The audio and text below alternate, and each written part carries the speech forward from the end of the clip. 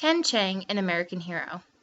Ken Cheng was born and raised in Vancouver, Washington, by both his mother and his father, who traveled from China with only $50 in their pockets. After Ken and his brother were born, his parents spent day in and day out working 2 jobs, each trying to support them and give them the lives that they deserved.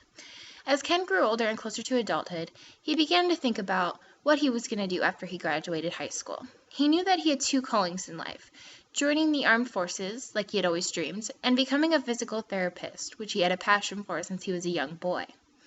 After graduating high school in 2011, Ken made the decision to enlist in the Army Infantry, where he spent the last 4 years of his life.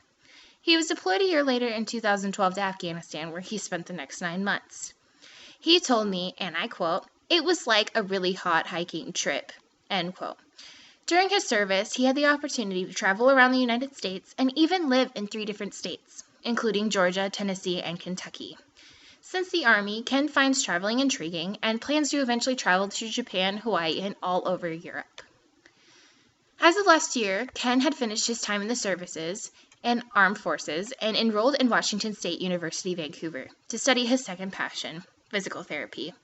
He chose physical therapy because he had a strong understanding in anatomy, muscle groups, and how the human body functions. He is currently in his 2nd year, and he plans on graduating soon, in 2018, with his bachelor degree in social sciences.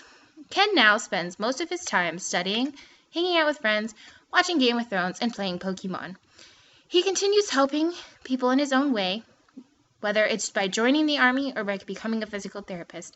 He's doing something to benefit the world. If that isn't a great life, then I don't know what is.